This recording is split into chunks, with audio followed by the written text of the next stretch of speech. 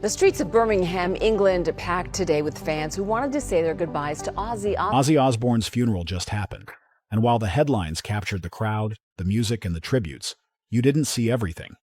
There were moments the cameras missed, small details that only surfaced later. And when you find out what really happened during those final goodbyes, it'll change how you remember it all. This wasn't just another rock star funeral. It was emotional, it was raw, and for those who were paying attention, it was shocking. Let's dive into the little things you missed about Ozzy Osbourne's funeral.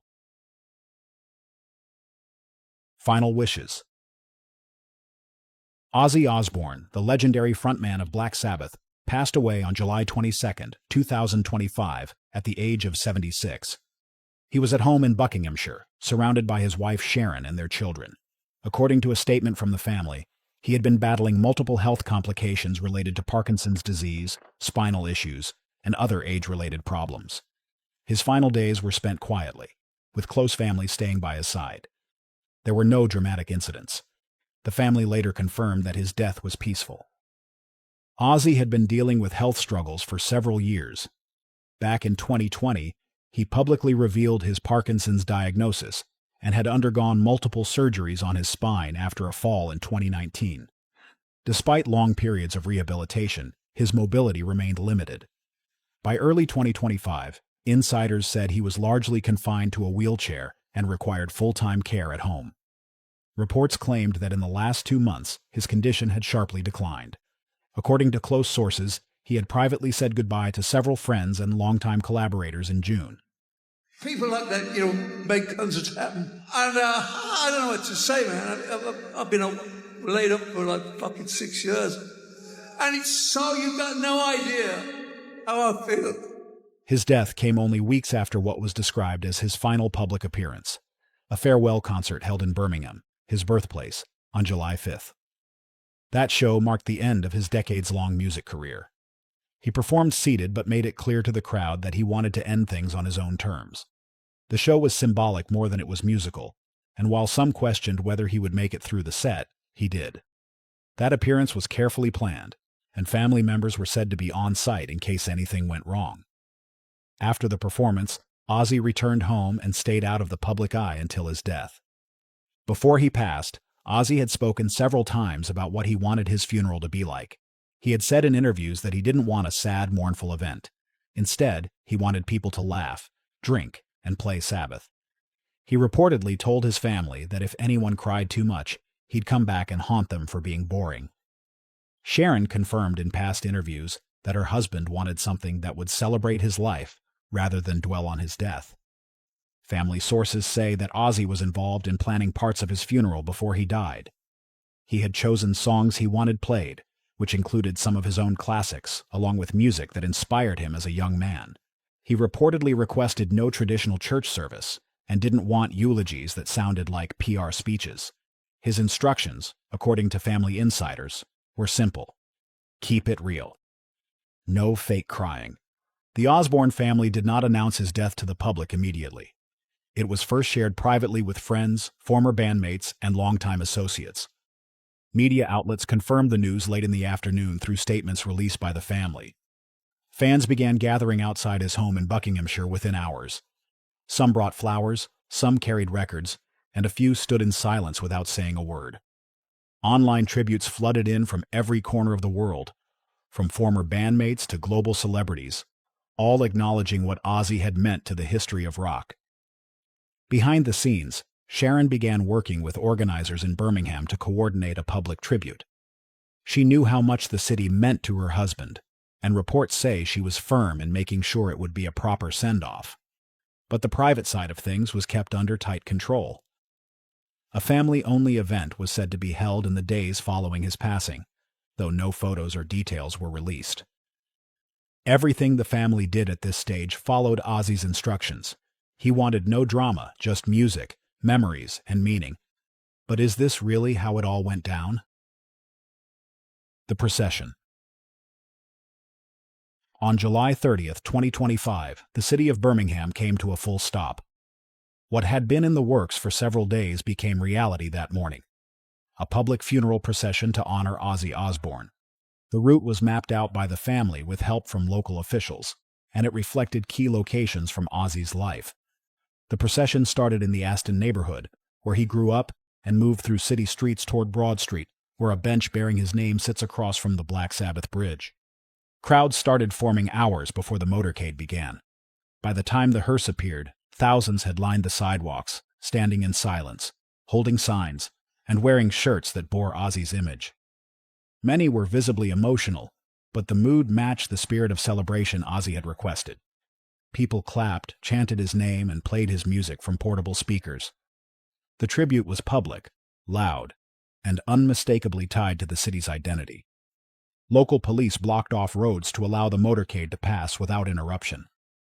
Mounted officers led the route, followed by a single black hearse carrying the casket. The vehicle moved slowly, allowing fans to catch a glimpse and throw flowers, handwritten letters, and small personal tributes onto the road. One man tossed a pair of worn-out boots, wrapped in plastic, with a note that read, "You walked with us, now rest." Another woman held up a vinyl copy of Blizzard of Oz and sobbed silently. The city council approved the installation of temporary viewing platforms near key points of the route. The largest one was near Villa Park, the stadium of Aston Villa Football Club, Ozzy's favorite team. On that stretch, fans sang the club anthem and a local brass band played a slow version of Iron Man. The moment stood out. It felt like a final hometown salute. Halfway through the route, as the hearse passed through the city center, the crowd began chanting Ozzy's name in unison. The sound echoed between buildings. The chants were not organized, they just started, and people followed. That moment, according to those in attendance, felt less like a celebrity funeral and more like a folk hero's farewell. Streetlights were dimmed for the occasion, and large screens showed archived footage of Ozzy performing in the 1970s and early 2000s. The Osbourne family did not walk in the procession, but followed the hearse in a series of black vehicles. Their presence was low-key, and windows were tinted. Reports later confirmed that the family had chosen to keep their distance at this stage of the tribute to give the city room to mourn on its own terms. They were watching, but not leading. Vendors popped up near the start and end points of the route, selling unofficial shirts, posters, and memorabilia. Some locals criticized the commercialization of the event, but most ignored it. For many, this was the only chance they'd have to say goodbye, and they wanted to take something home with them. By the end of the route, as the motorcade slowed near the bridge bearing the Black Sabbath name, the mood shifted. People stopped shouting. Some began singing softly. A few lit candles, even in daylight. The city allowed flower piles to grow along the sidewalk. Sanitation workers were instructed not to clear anything for at least 48 hours. It wasn't a royal procession or a state funeral. It was something else, part rock tribute, part civic event, part personal farewell. It looked messy at times, but that only made it feel more authentic. This was a city saying goodbye to one of its own, in a language it knew well: music, noise, and unfiltered emotion. At the bridge. As the public procession came to a close, the Osbourne family made their way to one private moment that meant more than anything else that day. At the end of the route stood the Black Sabbath Bridge, one of the most iconic landmarks in Birmingham. This was where Ozzy Osbourne had been honored years earlier, with a plaque and bench dedicated in his name. It was a fan-driven tribute that the city later adopted. For Ozzy's family, this was the true heart of the farewell. Sharon Osbourne arrived first, dressed in all black, with a single string of pearls and dark sunglasses. She walked slowly, surrounded by close security, and held a bouquet of purple flowers in her left hand. Sharon had been by Ozzy's side through every health crisis, every scandal, and every recovery. This moment, in many ways, was personal, and it showed. Following closely behind were her children, Jack, Kelly, Amy, and stepson Louis. Each of them was dressed in their own understated but symbolic way. Kelly wore round purple-tinted glasses, a clear nod to her father's signature look. Jack had a silver cross pinned to his lapel. Amy wore a small bat-shaped brooch on her collar, while Louis was spotted in a black tie patterned with subtle purple skulls. Every piece was a reference. Every one of them told part of Ozzy's story. Once the family reached the bench, they formed a quiet semicircle. Sharon was the first to step forward. She placed her flowers on the seat, then removed her sunglasses and stood in silence. According to photographers who kept their distance, she was visibly shaking. She then touched the backrest of the bench and held her hand there for several seconds before stepping back. The moment seemed rehearsed, but it wasn't. It looked more like something she had played over in her head for days, but hadn't practiced until now. Jack stepped forward next. He placed a folded piece of paper on the bench and walked away without looking back. Insiders say it was a personal letter to his father, handwritten, and not intended for public release. Jack has always been vocal about his relationship with Ozzy, especially in interviews where he described their bond as chaotic but close. This gesture was for closure.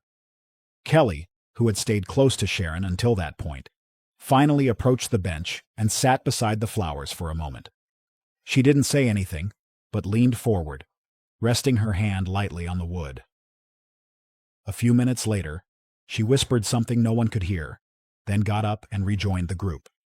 No tears were visible, but the moment was heavy. Amy and Louis followed, each laying their own tributes. No one made speeches. No one called attention to themselves. The entire act lasted about 10 minutes, and then they turned to leave. The security detail, positioned several feet behind them, began moving once the family was ready. But before they stepped away, Sharon turned back for one last look. That final glance, just a few seconds, was caught on camera. But more importantly, it captured the tone of the entire tribute. While the public had their chants and signs, the family chose something quieter. There were no microphones, no flashbulbs in their faces. It was just them, a bench, a few personal symbols, and memories they couldn't say out loud. The Osbournes left the bridge quietly, without addressing the media. They didn't pause to speak to fans. That moment wasn't for the world. It was for them. And even in the presence of cameras and reporters, they managed to keep it exactly that, a private goodbye, in a public place, on their own terms. But there was something else, something a very few people noticed. The photos. It wasn't until the photos started circulating online that people noticed something unusual. Here's what you missed at Ozzy Osbourne's funeral, and it's shocking. Initially, the attention was focused on the crowd, the procession, and the location. But then a series of close-up images began making their way through social media and news outlets. In them, Sharon Osbourne could be seen wearing a thin gold chain around her neck. Hanging from it was what appeared to be a simple but unmistakable item: Ozzy's wedding ring. This wasn't just any ring. According to insiders close to the family, the ring she wore was not the original band from their 1982 wedding, but the one exchanged during their 2017 vow renewal ceremony. The couple had gone through a rough period that year, following public reports of infidelity and temporary separation, but they renewed their vows in a private ceremony in Las Vegas, recommitting to each other after 35 years of marriage. That second ring had become a representation of survival, forgiveness, and permanence. Seeing that ring hanging from Sharon's neck out in the open was a quiet message, a reminder that their relationship had endured everything and remained intact until the very end. Sharon didn't speak about it. She didn't gesture to it. But she didn't hide it either. And that's what made it powerful. It was one of the few truly unexpected things that came out of the funeral events, and it caught fans and reporters off guard. The decision to wear the ring this way wasn't accidental. People close to the family said Sharon had planned to do it from the moment Ozzy died. She reportedly told someone in the inner circle that it was the only way she would get through that day. It was about carrying something physical with her, something that made the absence less crushing. Those who know her said she didn't want to make a speech, didn't want to walk behind the hearse, and didn't want to pose for any photographs. But the ring was non-negotiable. At the same time, there was something else that drew attention: Jack Osbourne's behavior during the procession. Observers noticed that Jack stayed extremely close to Sharon the entire day. More than once, he was seen guiding her by the arm or stepping in to create space when photographers got too close. One clip showed him gently adjusting Sharon's coat as the wind picked up. Another showed him reaching out as she paused, placing his hand just above hers without saying a word. Insiders later shared that Jack had taken on a more protective role in the final weeks of Ozzy's life. He had reportedly moved into a guest house on the family property to be nearby during his father's last days. He handled many of the logistics after the death, including coordination with city officials in Birmingham and communications with the extended family. While Sharon was the public figure, it was Jack who took over the mechanics of the arrangements. Friends say he did it not because he had to, but because he knew his mother wouldn't make it through without someone holding the line. Kelly, while visibly emotional, stayed further back during much of the event. But her expression, often captured by cameras, told its own story. She looked hollowed out. She didn't speak to reporters, and she didn't post anything on social media that day.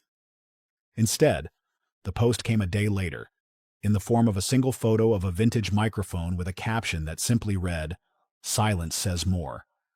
Fans interpreted it as her tribute to the man who gave her both life and a name in the music world.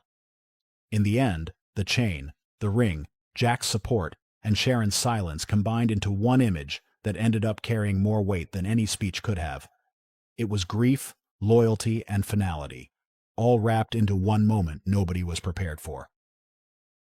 The reactions. In the hours following Ozzy Osbourne's funeral, tributes continued to pour in from around the world.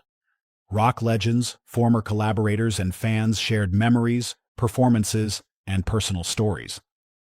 Though the public procession in Birmingham had already said a lot, it was the following reactions that painted a clearer picture of what Ozzy meant to the music industry and to the people around him. Many fellow musicians responded immediately.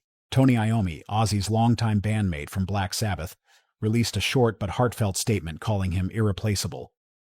He shared a photo of the two of them backstage from their last tour and wrote that they had spoken only days before Ozzy's passing. Geezer Butler, the band's bassist, offered a quieter response. According to people close to him, he spent the day of the funeral in private and declined all interview requests. He later posted a message on social media thanking fans for keeping the legacy alive. Outside the band, others from across the rock and metal world offered public reactions. James Hetfield of Metallica called Ozzy a blueprint.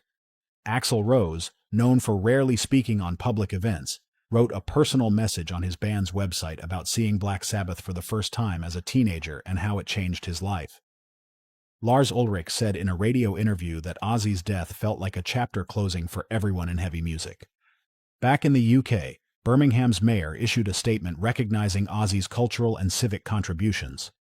The city council reportedly announced that a permanent mural would be commissioned in the Aston neighborhood, near where the funeral route began.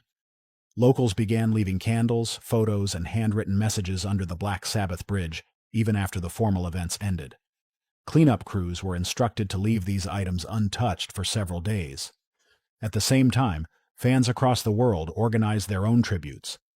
In Los Angeles, a group gathered outside the Sunset Strip's Rainbow Bar and Grill, where Ozzy had been a regular for years. They held a candlelight tribute, blasting Mr. Crowley and Mama, "I'm Coming Home" through portable speakers. In Tokyo, a group of fans gathered near the Tower Records building and displayed hand-drawn portraits of Ozzy. In São Paulo, graffiti artists painted a tribute mural on a warehouse wall featuring Ozzy's face and lyrics from Crazy Train. Inside the Osbourne circle, there was a clear effort to avoid extended media appearances. Sharon stayed out of the spotlight after the procession, and there were no immediate interviews or public statements from the family beyond the original announcement. Insiders said this was intentional. The family wanted space before re-entering public life, and they had nothing more to add at that moment. According to someone close to them, everything they needed to say was said already. Though the public ceremonies were over, the response made it clear that Ozzy's influence wouldn't fade quickly. His voice, his image, and his story were still everywhere, on shirts, on signs, and in songs playing out of speakers in cities across the globe. The funeral had ended, but the echo hadn't. Private farewell. After the large-scale public funeral in Birmingham, insiders say that the Osbourne family will soon hold a private service to say their final goodbyes to Ozzy Osbourne. While no official announcement has been made, sources close to the family claim that plans for a small, invitation-only gathering were already in place even before the public procession happened. According to these reports, the event will be held in Buckinghamshire, likely at a private chapel near the family estate. This farewell will not be a continuation of the public spectacle. It's expected to be limited to immediate family, longtime friends, and a handful of close associates who were part of Ozzy's inner circle. Sharon is reportedly overseeing every detail, sticking closely to Ozzy's final wishes. He was clear, according to those close to him, that he did not want a second funeral that felt staged or formal. His request was for something quiet, simple, and honest. The private service is expected to take place sometime this week, though the exact date is being kept confidential. Attendees will likely receive very little notice in advance. According to one insider, there's no program, no dress code, no speeches planned. It'll be what Ozzy wanted. It's believed that Sharon and her children will each play a part in the event. Sources say Jack is preparing to read from The Prophet, a book Ozzy often quoted during interviews and family dinners. Kelly, who previously recorded the song Changes with her father, may sing a short verse as a tribute, but nothing has been confirmed. Amy, who has mostly stayed out of public life, is expected to bring a handwritten letter or personal item to leave with the casket. Lewis, who has always maintained a low profile, is reportedly staying close to Sharon and will remain involved in the planning, though not publicly. The burial itself is expected to follow immediately after the service. It will reportedly take place on private land near the family's property. Ozzy had made it known that he didn't want to be buried in a public cemetery or any place that would turn into a tourist attraction. His preference was for somewhere quiet, where his family could visit without fanfare or intrusion. There is no indication that this private farewell will be documented or filmed. In fact, according to insiders, the family has made it clear to everyone involved that no cameras or press will be allowed near the site. This has been described as a hard rule, not a request. The goal is to create a moment that belongs to the family, away from the attention and chaos that has followed them for decades. So, do you think there is something else people might have missed about the public funeral? Let us know in the comments.